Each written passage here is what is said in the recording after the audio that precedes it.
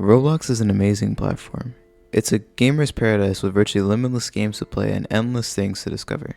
Games can range from going on a simple trip with friends across the sea to a hardcore platformer that tests your precision and ability to time your inputs, to intense fighting games that have extremely dense and flashy combat systems. But that's not all. You can design your character virtually however you want with its extensive catalog, and while it does cost money to purchase the currency to get the items, they are typically inexpensive and a lot can be done with so much as $5.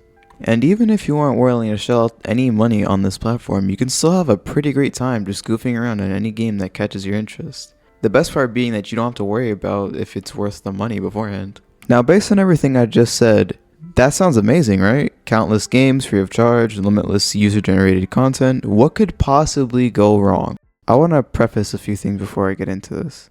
I've been playing games on this platform for around 10 years, give or take. I've grown up seeing and experiencing countless shitty parts of this platform, and while it's not all bad, there's a lot to cover. That being said, I don't want to waste too much of your time, so I'm gonna just cover the few things that I've experienced personally.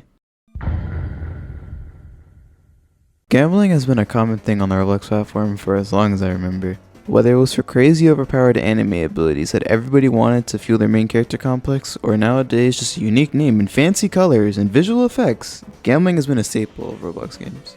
And to a point, I loosely understand it. Everybody has to eat. You want to be a millionaire off of scamming 9 and 10 year olds and giving them crippling gambling addictions. But at some point, we gotta come back and have some empathy, right? Now, if you've been in the Roblox anime space for a little bit of time, you've probably seen a few videos on games that not everybody has access to. Now, while there are countless closed community games, the popular one that comes to mind right now is NI2. Now, if you have no clue what a CC game, in essence, they're pretty much just normal Roblox games that have more of a focus on community. This focus on community allows the developers to do a lot of things that just normal public games can't. For example, the game can be way more story driven or have specific character arcs for players that are doing exceptionally well in the world of the game. However, a good majority of the time, they're nothing like this. You see, typically, these CC games are just copy and pasted Naruto games originating from some old game called NO2 back in like 2016, 2017. And somehow they're worse every time they re-release and come out. Not to mention, in NI2's case, these niggas want you to pay $300 to get in access. $350 if you want a hard code.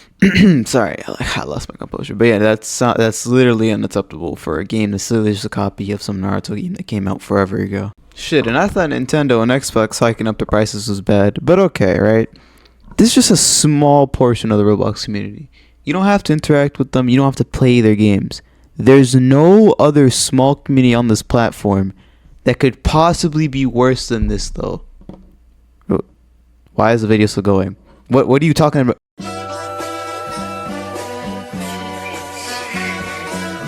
And if cash grab games and greedy ass developers weren't enough, we got full blown a certain type of file enjoyers. I'm not gonna go too deep into this because a bunch of other YouTubers that are more popular than me have, and I'd just be wasting your time. If you want to know more about it, hit up Rubensim, hit up some other people. But yeah, there is an abundance of people who partake in watching Netflix with people that they probably shouldn't through this platform. There's a bunch of games, bunch of animations. There's so much, and it's all just like in the underground, like filth, like the plummet, like the mud of Roblox. And the moderators don't even really seem to be doing anything about it. But this is I'm not here to talk about this. If you want to know more about this whole information, hit up Ruben Sim's channel. He's a pretty reliable source for stuff like this.